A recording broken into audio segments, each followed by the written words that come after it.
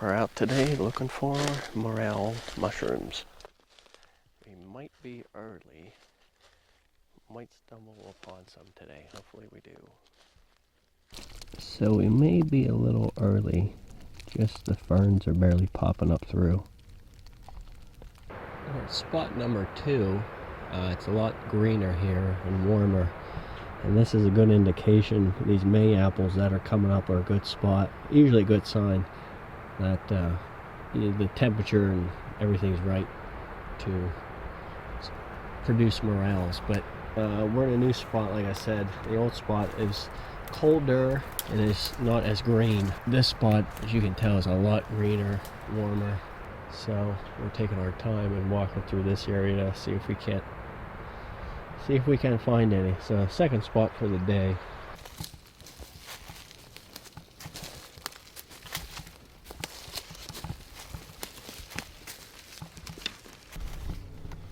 So I think we may have found some. Where you at?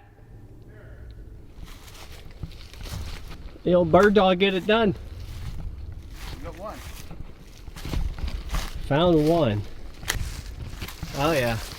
So, see if you can spot it.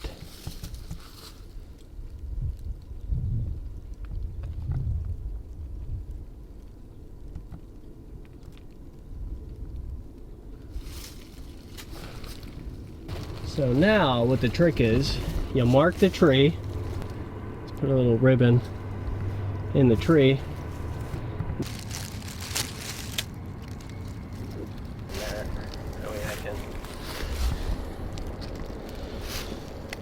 Then you pretty much place it in a bag with any holes, cheesecloth, whatever, because that will release the spores. And then when you're carrying that around, it's releasing those spores and planting more in the future.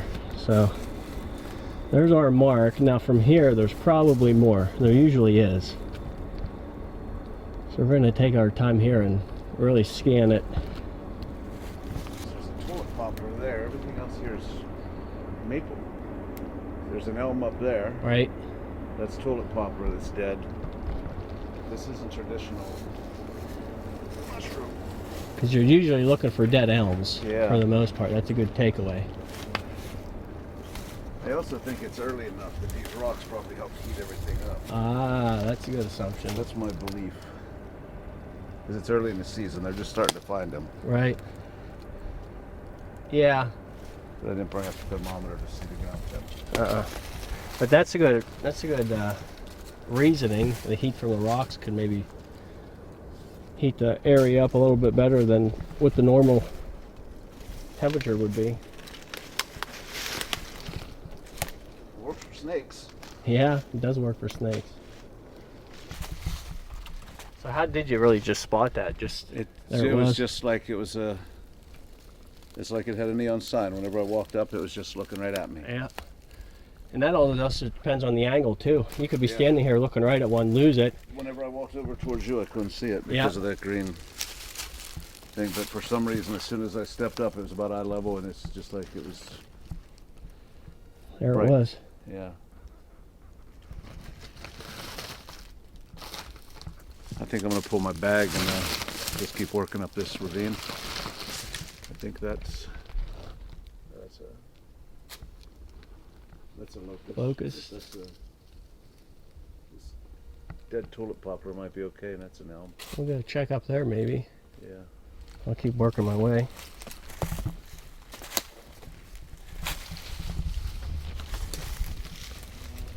Alright, second time out. Looking for morels. We're hitting the spot. Same spot we hit last week. It was a week. 6 days ago. It's almost a full week. So hopefully they're out this week and hopefully we get some. And just to show you too, you can see how the May apples are a lot more sprouted than last week. So it's all about timing. I may be even late. It's hard to say. But just to show you, the May apples are up versus 6 days ago. So this is a good time to be looking. Alright, so finally, see if you can spot it. And there's one, so there's going to be more, but I just found this one. See if we can zoom in on it. right there. So the second one of the year, and there's more around here, I can almost guarantee it. But I'm looking at this dead elm, and that's a good spot. And a lot of times too, I found them where there's all the bark falling off here. So I'm gonna go in and pick that one. It's still a little, it's, you know, not huge, it's young, it looks like, but it's been wet and rainy, and I'm sure there's going to be more, so I'm going to pick this one. Like I said before, use cheesecloth or anything, but when I pick this, I'm going to put it in the bag, and it's going to naturally spread the spores out because it's an open, basically an open bag. So I'm going to pick this and see if there's some more around. So it looks like I'm not the only one who's been here. These dead elms are dead giveaway, but there's the top of where somebody picked one. I don't know, a decent sized one, but there's two more growing beside it. There's one there, and there's one in there, but they're very, very small. So I walked 3 feet and found these two, but also found where somebody picked some more. So these dead elms are a dead giveaway to look.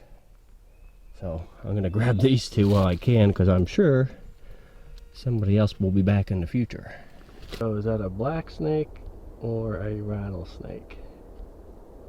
Looks like a black snake to me. Oh yeah. Big one. Sunning himself in the heat.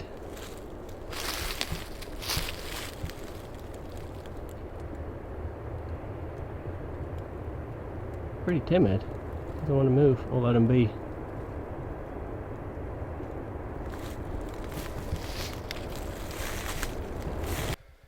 So it's kind of a bummer. I only found 3, but you know, morel hunting's pretty much all about timing.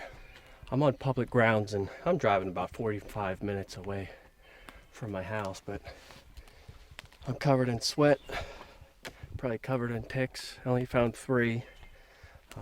But you know, I don't want the thumbnail to be misleading.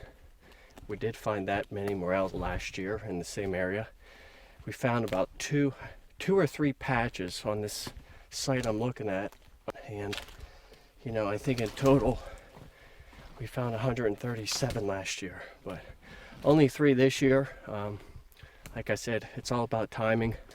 You know, you're not going to hit home runs every time, but I still wanted to make a video to show you basically what to look for. They are out there. You just have to look and know what to look for, and you know, hopefully find them. So today's Sunday. Yesterday was the first day of turkey. Pretty exciting day actually yesterday. So stay tuned, and like I said, I hope you get something out of this video, and hit that like and subscribe button.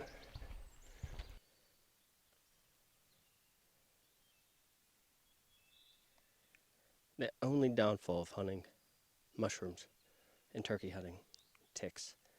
If you haven't checked out a video of how to prevent these things, I'll link it in the description. But we make our own concoction that I've been using for years. So eventually, if I keep the camera on this guy, he'll fall off. But I'm gonna fling him off anyway, and you know, he'll be turkey food.